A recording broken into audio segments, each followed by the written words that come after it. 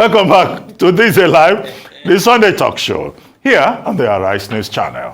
With me, I have Professor Bola Akinterinwa, Director General, Bola Center for International Diplomacy and Strategic Studies, and Professor David Aworawo, Professor of International Relations and Strategic Studies at the University of Lagos, Nigeria. Well, Professor Akinterinwa, welcome back from Europe. You know that everything has implications. I'm not going to say you're a pensioner, so your return will not have implications. It also has serious implications. And Professor Aworawo, thank you for joining us. But quickly, we have had two guests. First, the chairman and founder of Air Peace Airlines, commenting on the crisis in the aviation sector. The strike by the workers' unions in that sector, and also the challenges being faced by investors in that sector. And he spoke at length. And we had Dr. Festus Okoye from INEC commenting on the recently concluded supplementary elections, and especially the debacle in Adamawa, where a resident electoral commissioner, Yunusa Ari, decided to stage a civilian coup against the run of play, against the provisions of the law. And now we're told that he's at large. And the police are looking for him like a pin in a haystack. An adult, a grown man, suddenly at large. Nobody knows where he is. But I'm sure you listened to the two conversations. Let me start with you, Professor Aworawo. Thank you. Let me first comment on the aviation strike and developments in the aviation sector. The strike shouldn't have taken place. When we listen to both sides for those 2 days, especially the leadership of the unions, it's very clear that the strike could have been avoided. They presented their position to government. Government said they would get back to them. Government never did.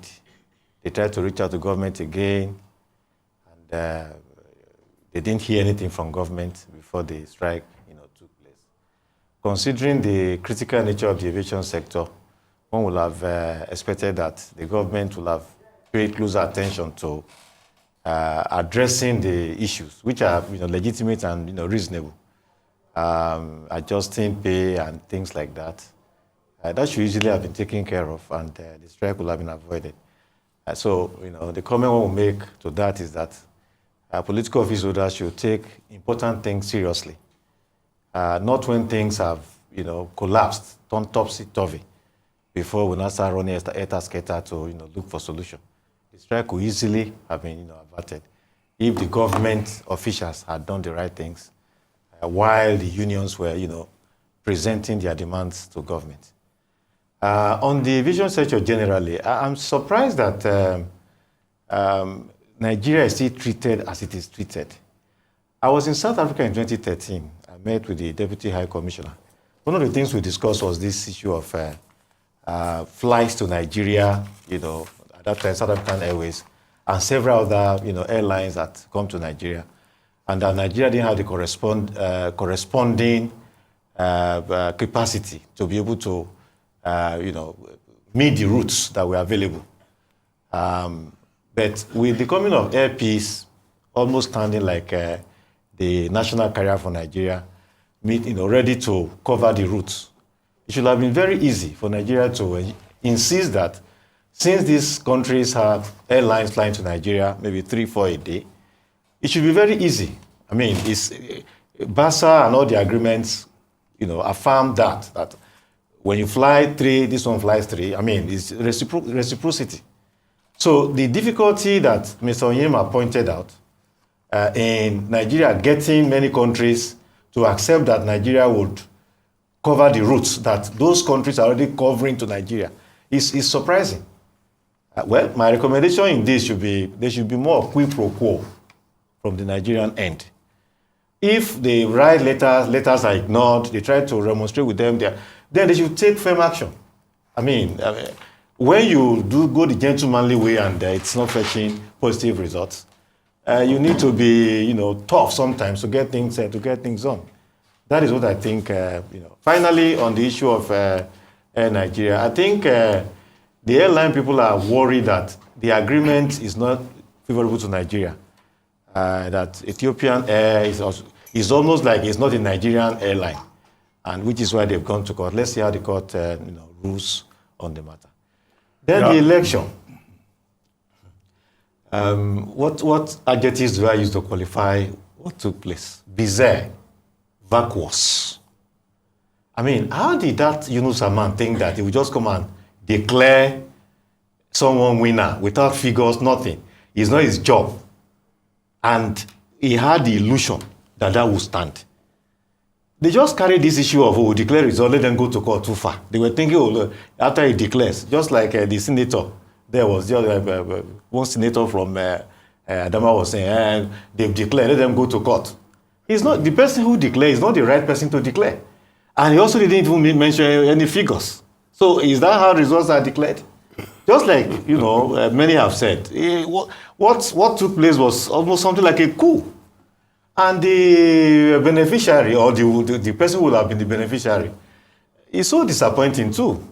The fact that she came and started giving acceptance speech. Acceptance speech? On top of what? These are people who make people to think that politicians are just people without ethics.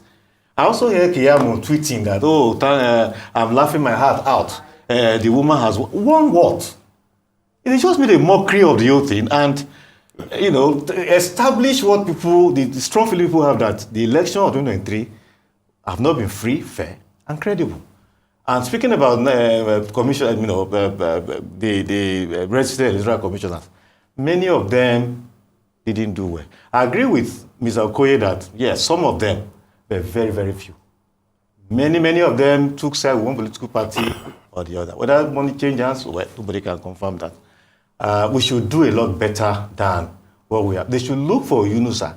They should also, Yunusa would not have done that just on his own gratuitously. What were the things that took place for Yunusa? They should probe into all that so that we can have a clean resolution to this crisis. Professor Akinterinwa, the two subjects before us. In Nigeria, if you read on the pages of newspaper that a government or the federal government has arrested someone for thievery, he has stolen, it is simply because that suspect has acted alone.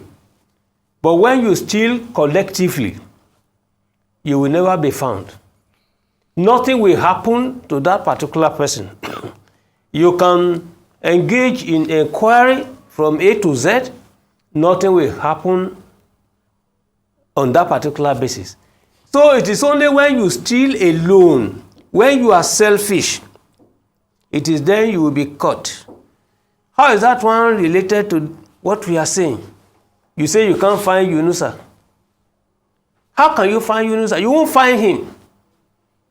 You will only find him if he has actually acted alone without any support from somewhere. This is the style in Nigeria. Look, I took the burden of writing on dishonesty in international relations, particular case of Nigeria, in today's column. So let us forget this idea of you are looking for Yunusa. Why are you looking for him? Did he act alone? I am hypothesizing that based on the fact, empirical cases in the past in Nigeria, that all those who tried to steal alone, now they will now be selectively dealt with. So that is the pattern in the Nigerian polity. The second point there is that Mr. Okoye told us that whoever alleges owes the burden, has the burden of proof. This is common saying in law, etc. alone. But you see, this is a convenient way of covering up many things. You use law to cover up, political chicanery, to cover up economic irrationalities. Law is supposed to bring about justice. But let me tell you what happens, for instance. Many are the cases where you know the truth, but you cannot substantiate the truth, either because it's not tangible. You can recall the many cases a woman who have had a deal with a man. 10 years after, 15 years after, they will now say, well, she raped me, or you had relationship with the person. And now, you now come to the fact of saying, do you have any reason? Come and prove. It's not everything that you can prove. But that does not remove of the fact that the situation, the fact is there as fact and truth.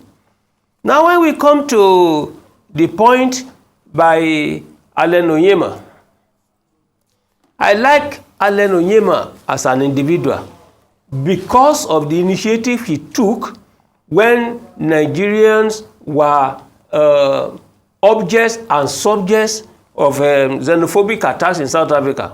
He released his plane to do that. I like him for that. Now, for today's submission, I agree with him essentially. He raised two particular points that we should discuss. He said strike should be the last resort. I don't share that view.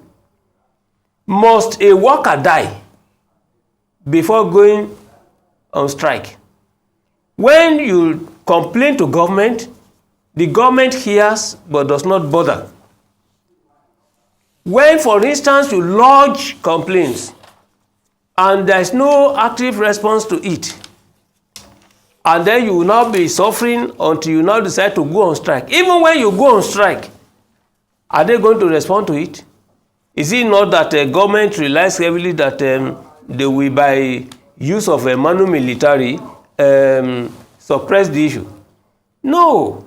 The issue is that the moment, for instance, you do a letter and give to government, they don't bother to respond, go on strike so that the polity will be stable.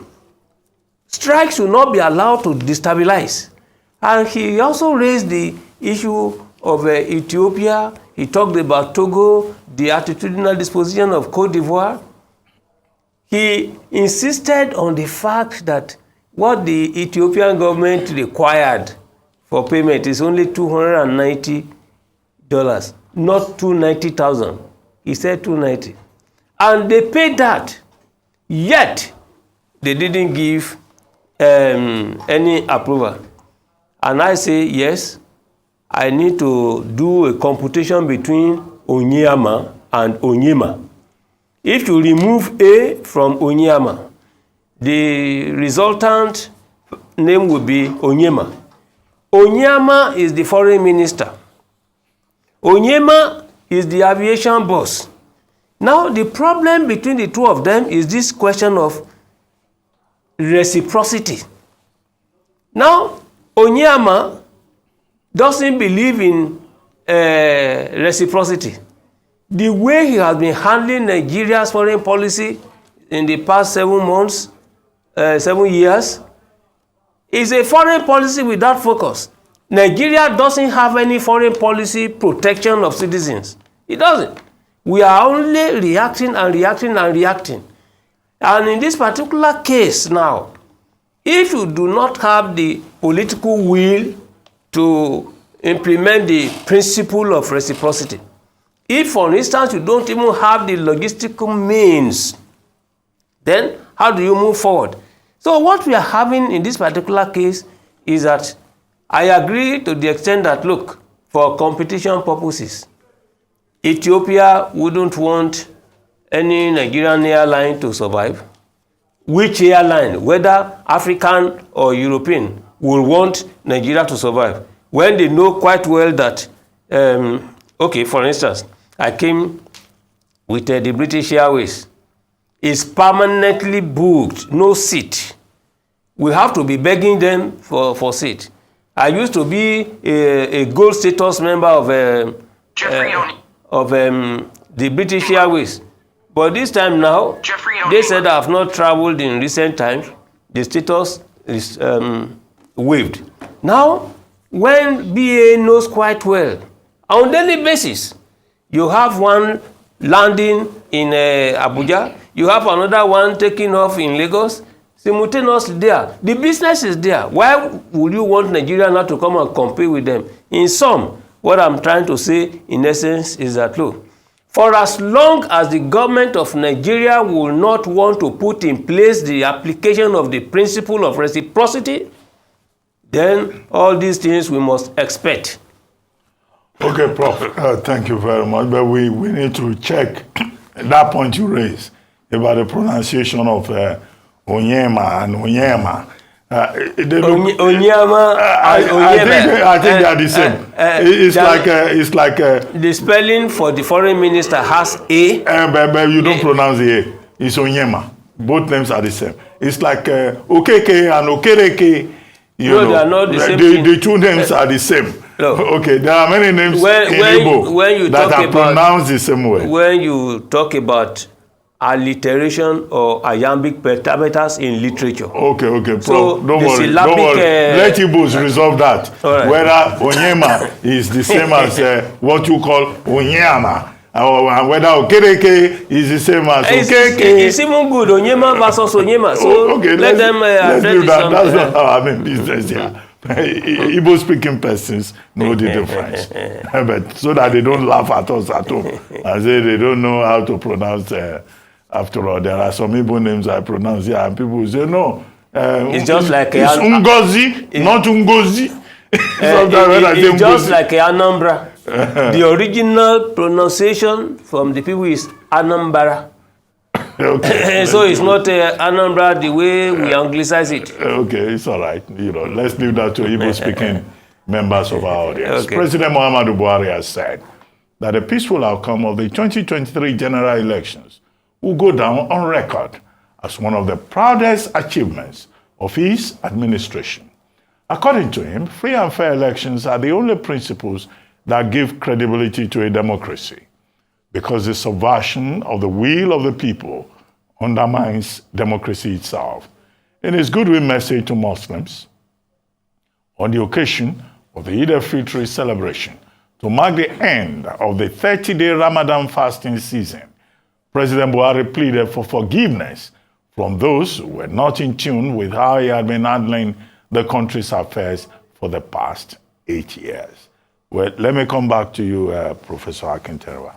Here is President Muhammadu Buhari saying that he has done very well with the 2023 electoral process and that he's leaving a legacy of free, fair, credible elections that, after all, even his own party lost in his state and lost also in some other states that are traditional APC strongholds. And he's very happy.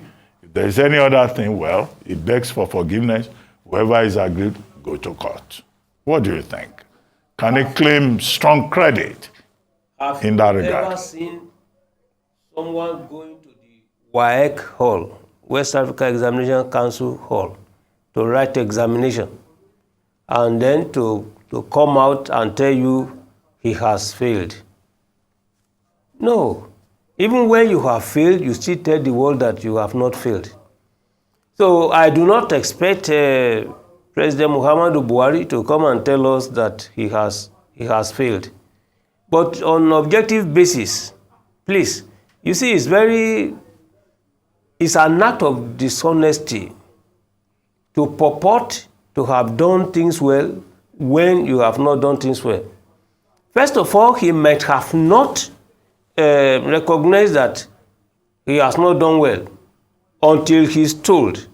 Because when he's doing things, the way he does things, he sees it from his own perspective.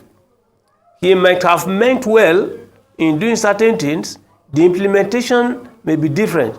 So in this case, when he's talking about credible elections, according to which school of thought? It's to Buhari's school of thought. Because what we saw here in Nigeria is far from being credible. Elections in which people died, were killed. Elections now, from various reports so far, this is the first election that has been most controversial nationally, plurilaterally, and globally. The comments are there. Now, what is it that is pointing to? The Adamawa election itself, and Professor Aworawo mentioned it. How can an individual think that midway to election, you have only counted about 9-10 collected results, you still have 10 more, and you decided to go and announce? Is in the belief that, look, this time, let us do it again and let them go to court. Is that the legacy? That is the legacy the president is leaving behind. If he's talking about credibility, the Yoruba people say, if you do not, that is, if you are not certain about yesterday, what about today? We are arguing about February 25 elections. The matter is in the court. So if you are still doubting that, the crescendo of the criminality of the election is what we have seen in the case of Adamawa. So if Festus Okoye is now coming here to be talking about the goodness about their commissioners, etc., all along, look, all these beautiful statements we can understand. Please, President Muhammadu Buhari, based on scientific analysis, taking issue, one by one. Most of the issues considered for analysis, they are basically pointers to failure. There is no goodness in it at all. The first one, just to recall, let's go down the memory lane. The INEC chairman was supposed to announce collected result on the spot. He didn't do that. He had the regulations to follow. He didn't follow. They told us that the beavers will be used to ensure that there was no problem. There were problems.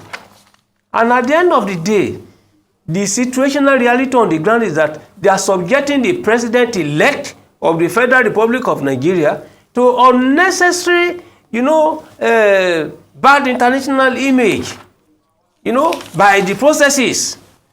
If, for instance, they have done these things without any problem, we know of Lagos State, for instance. We know quite well that the Igbo population in Lagos preferred, opted, and voted for Obi for presidency. But they do not want to vote for Labour Party Obi when it comes to gubernatorial elections. They actually voted for the incumbent.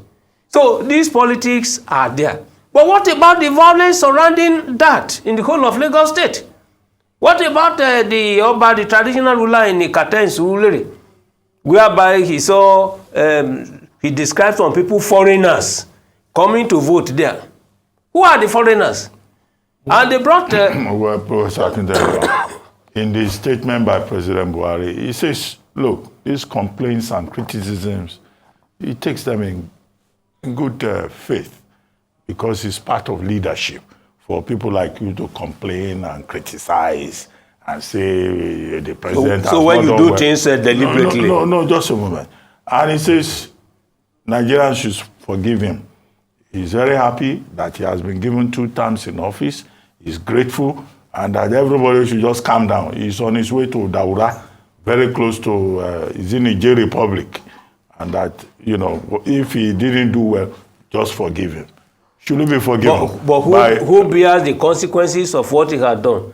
Approve. A religious leader, Prof. No. If a man says, forgive me, what is the matter? No, the Bible didn't say that. Really? What does the Bible says, God is interested in a sinner who repents and will no longer go back to doing what he has been doing wrong. He has completed his term, 2 terms. He's not coming back to run Nigeria again.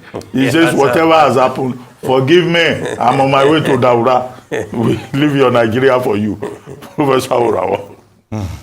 Well, first let me talk about the election, because that was what the president emphasized in his speech. INEC itself came out to admit that the elections were flawed after the presidential and promised improvement in the governorship. But of course, we are all aware of what took place, that in the governorship, it was the same as the presidential, if not worse. Worse. So if the president is saying, the elections have been held free, fair, credible, the body that conducted the election itself has admitted grave flaws in the processes, in the structure, in almost everything that characterized the election. And then INEC promised, the whole thing was anchored on technology. That, beavers, the results were announced in each polling booth and then uploaded, such that there would not be manipulation. Everybody would have known the result right from the beginning. But that never happened. That never happened.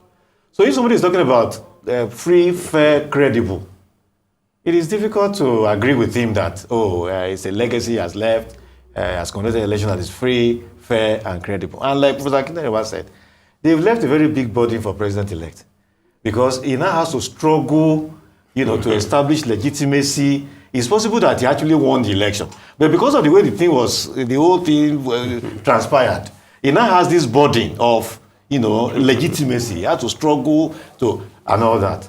So I don't agree with President Buhari that the legacy is living. One of the legacies is that the elections are free, fair, and credible. And then, of course, the other side to it, that if he has done wrong anywhere, he should be forgiven. Well, do Nigerians have a choice? They will simply say, okay, let Baba go and rest. But the other side to it that is a bit, disturbing to me, is that President Buhari is in a hurry to leave. Usually when you see presidents who are walking, when it is about 2, 3, 4, there's a time they call lame dog. They still have a whole lot of things to do. They want to do this, they want to achieve that. They want, there's no more time and all that. But President Buhari seems to be the opposite. He seems to think that he has concluded everything that he No, not quite, Prof. And that the Federal Executive Council has been awarding contracts. They've awarded contracts worth over 1 billion naira in the last 2-3 weeks. Not those kind of things. They will see award more contracts next week. Not contracts. It's not contract we are talking about. We're talking about, governance. Governance, for instance, ways and means is there. Those issues have not been resolved. The currency thing is December that the courts say that currency will expire. Nobody has said anything regarding what will happen. The ever problematic subsidy. There are so many things that require attention. Are you debt? These are times that you will respect the president to be so, how can we make things better? Where did we meet them? How can we make the incoming president have a softer ground to land as he proceeds? All of these things the president seems to be in a hurry to... Your good point is simply that, look, the president has decided to shift responsibility to the incoming president. Well, see, Prof, people are complaining here. If the administration has awarded contracts, I said 1 billion, okay, it's about 100 billion worth of contracts. Contractors will collect mobilization fees. Some of these contracts may not be completed in the next 5 years. They are working. No. Next Wednesday, more contracts will be awarded. I don't like this, your idea of working. Put it directly. No, government is continuous. You work till the last day. You can do rail projects. You can do third mainland bridge. You give contracts. Why are you giving contract 2 months? Why are you giving 1 million, 2 billion to contractors? Okay. And it's going to Daura? So No, the new government will inherit those contracts. You Nigerians, you pay for it. Inheritance, the deal, the negotiation, the contractual obligations had been well defined before the swearing in of the new president. Well, Okay, the president maybe professors, you are not getting my point. I'm giving you information about how active the Federal Executive Council has been with regard to the award of contracts. We take another short break here on This Is Live, the Sunday Talk Show. When we return, the conversation will continue. We'll be right back. Stay with us.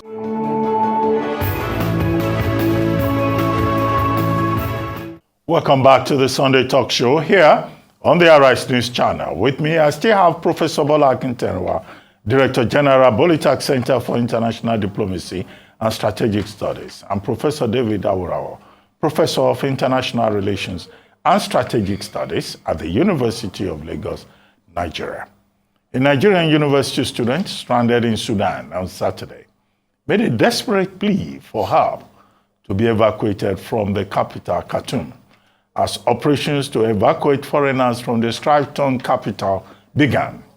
The student questioned why other foreign nationals were being rescued, while thousands of Nigerian students remain trapped amid the conflict. Or something like you see other countries evacuating their nationals. They're eager, they're showing that care, they're valuing their lives. But for us, our own country is just full of excuses. There is no money, it's going to cost a lot. Is it that the money is more valued than 4,000 lives of citizens, of Nigerian citizens living in Sudan, for God's sake? Though we can say that we are from poor backgrounds, all of us here, but that is not a reason for us to be ignored. We are really pained. We cried to the extent that, tears cannot come out anymore. Everyone has been stranded. There is no hope of survival. Everyone is just running helter-skelter, looking for shelter to survive. And these people, they're fighting. It's like they don't value human lives. They don't care about anyone. And we are on a state of, breaking. Since there is no electricity, there is no water. I was having some little water left with me. I've been managing the water. I cannot, for 2 days, I can't shower. There is no water to drink. There is no food to drink. You cannot go out to the street to buy food. There is nothing you can buy. And even the cash is not there. I'm always vigilant. The whole night I can't sleep. My mind is not at rest. And these people, like yesterday, close to the place where I was staying, there was a bomb blast. And so I was peeping through the window to look what is happening down. These soldiers are roaming about everywhere. And you don't know whether you're going to be the next, because the missiles they're just dropping missiles everywhere.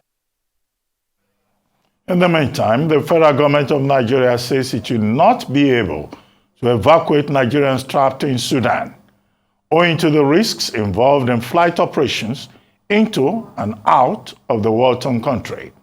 According to Chairperson of Nigerians in Diaspora Commission, Abike Dabiri Erewa, it is risky for any flight to operate while the war is ongoing. She disclosed that the Commission, in collaboration with the Nigerian mission in Sudan and the National Emergency Management Agency, had made arrangements for the evacuation of Nigerians trapped in Sudan. Well, the Sudanese airspace has been shut down, has been closed. But other countries are evacuating their people. The United Kingdom says it has a plan in place to evacuate its people. The United States has evacuated its embassy staff. Japan, Jordan, Saudi Arabia. Tanzania, Saudi Arabia. So why is it so difficult for Nigeria to evacuate our students who are there and other nationals? Over 1,262 Nigerians have already filled forms with the Nigerian embassy in Sudan, in Khartoum, to say, look, come and get us out of here. Why is this so difficult for the Nigerian government? Is the excuse about security implications? Is it tenable? What can be done under the circumstances? Well, Professor Akinterinwa, you were Director General of the Nigerian Institute of International Affairs. What options are available? First, there is the principle of exterritoriality of a diplomatic mission in international relations. Exterritoriality to imply that the law of the home state, of the sending state, applies there. And it is on this basis that the 1961 Vienna Convention on Diplomatic Relations specially provides for the inviolability of the diplomatic mission, for the inviolability of the chancery, the vehicles being used, the residencies. Now, in terms of the protection of stranded Nigerians in Sudan, the first thing to have been done is to ensure that those who are stranded, those 1,162 something you are talking about, most of them should have been taken to hang around that particular embassy. That cannot take all of them, we know that. But where security protection is a priority, that is first of all another Nigeria. It's an exported Nigerian territory there. The houses where the diplomats are living, they are Nigerian houses. That could have provided the first mitigated solution. The second point is to ask the question, why is it now that we are talking about evacuation?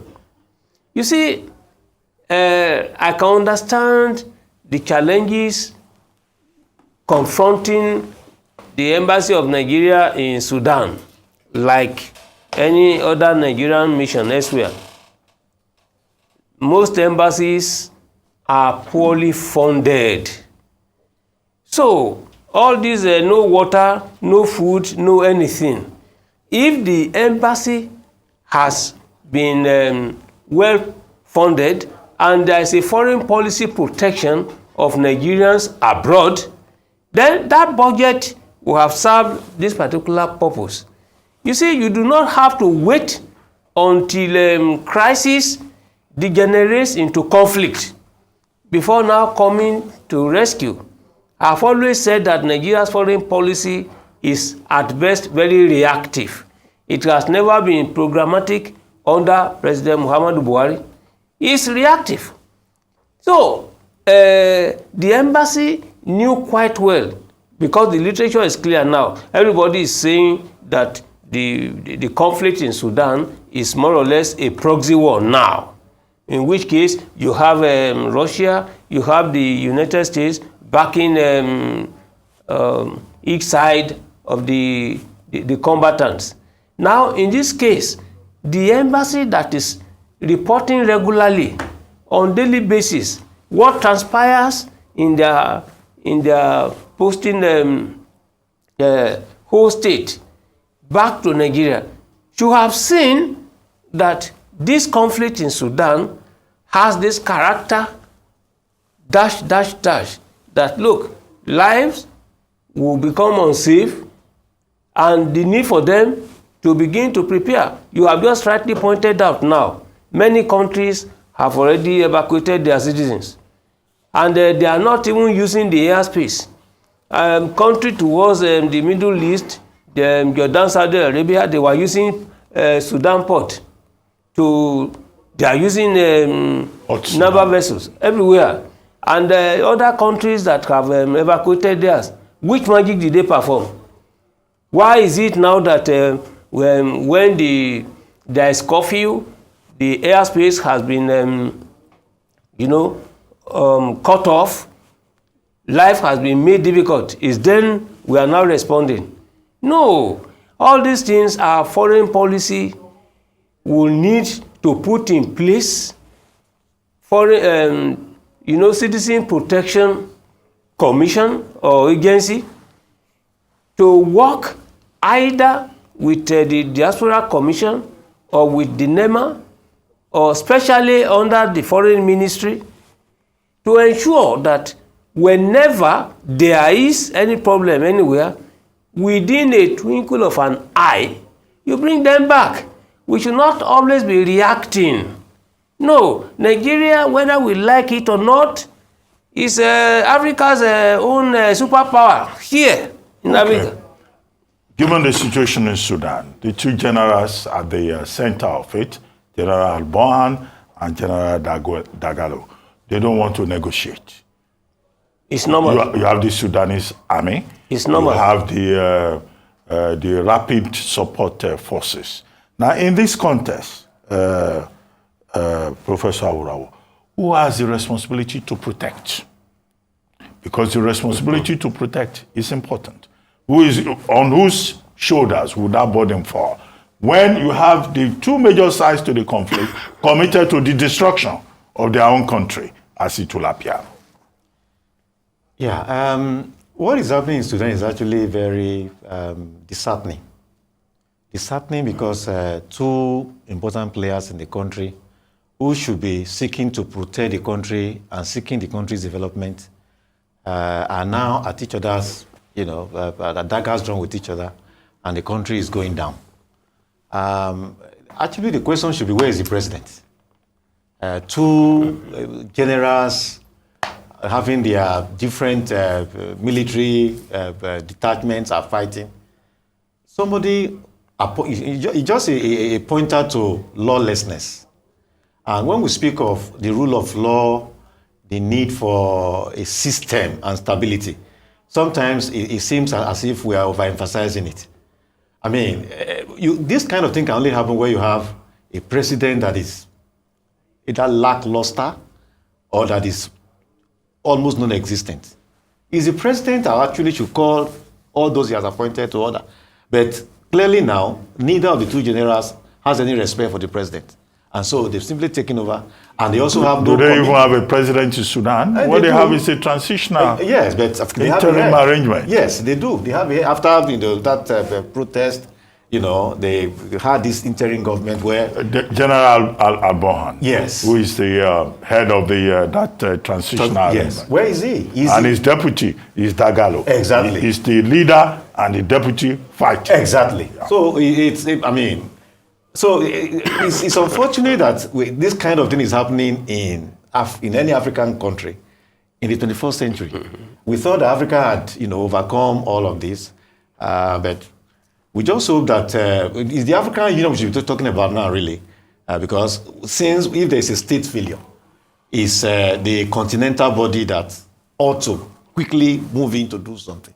But the African Union hasn't been as active as one would expect in coming into, establish order, some order in Sudan. But that's the only way.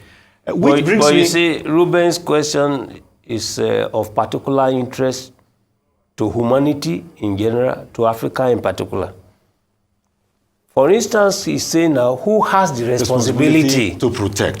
R2P. Yes. Now, you see, there are two possible conflicting principles here.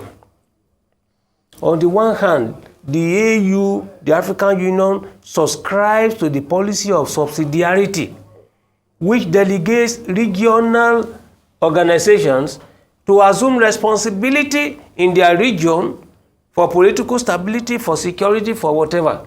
It is only when the region fails, unable to bring about security, that the matter will now be referred to the African Union. And as you rightly pointed out, Prof, you see, IR2P, as raised by Ruben, requires the international community not only to interfere but to also intervene in the matter. Because as it is, why I say his point is pertinent is simply because, you know, as it is, the war, I said, is a proxy war. When you have Russia and America now fighting using Sudan as a battlefield, now what do you expect? What do you expect the two of them to come and settle to find solution? No. And I can tell you, look at the policy situation there. The Sudanese government told the whole world that it will facilitate the evacuation of American, the French, the British, the Chinese citizens and diplomats. Why is it that you want to facilitate the big powers and you are not looking at the evacuation of the Nigerian citizen? In which way are Nigerian citizens, Togolese citizens, Ivorian citizens inferior? Less important? No, please. You see, we need to find solution. Nigeria itself must be responsible for the protection of his own citizen in Sudan. Well, let me just add this to the problem with Nigerians stranded there is that the authorities there didn't act quickly. It's actually risky now to go and try to bring anybody. Even the Americans said, private individuals, Americans there, that they should remain where they are for now because it is difficult to get people out. But others got their people out because they acted promptly. Nigeria did not. Those private citizens that the Americans will ask them to stay, normally, in all cases, those people are always there to ensure that they provide information to the home government of what is happening. Well, on previous occasions, Nigeria managed to evacuate our people from South Africa. We managed to evacuate our people from India, Ukraine, when there were crises. You recall that in Ukraine too, it was very late. But many other countries have let's just hope that we'll be able to do it again. We should thank Onyema for bailing government out. Please, we need to go to the literature, recall what happened. You know the controversies surrounding Air Peace. It was the one who decided to go there first before the government now came to support. Okay. Well, we had we had former foreign minister, Akinyemi, Professor Bola Akinyemi, on the morning show during the week. And he was saying, well, maybe Alan Onyema of Air Peace should come to the rescue. But he added that the Nigerian government should pay him. But, they didn't pay him when he brought people from South Africa or from India and other parts of the world. But anyway, we need to look out for our people. I think that's called citizen diplomacy. Yeah. Okay, I think we need to end the program now, but before we do so, we were talking about implications earlier on, and there's one more implication. Today is the birthday of Ojinika Okpe. Ojinika Okpe. Today is her birthday, and I'd like to end this program by wishing her happy birthday, Ojinika. All of us in Arise, we say big congratulations to you. Enjoy a fabulous day and have a beautiful life. We sing for her. And when I will come to you. And when I read this set now, I'm going to go and meet her to collect my implications. You can't just celebrate birthday. Segment of the day is that. But let me ask you, what do you call her specially? You call Ojinika always specially. Yes, because she's special. No, it's not only that. When interest is particular, and you must make it known so that you see all those people working with him now, they are competing with him as well. Okay, Prof. Before we go, help us sing for Ojinika. Joyeux anniversaire, joyeux anniversaire, joyeux anniversaire, Ojinika. Oh, I want to pronounce it the way his name, but it's very difficult. Joyeux anniversaire. Okay, happy birthday, Ojinika. Congratulations. And you've been watching This Day Live, the Sunday talk show here on Arise News. I'm Ruben Abati. From my entire team here in Lagos, it's bye for now, and thank you very much for watching.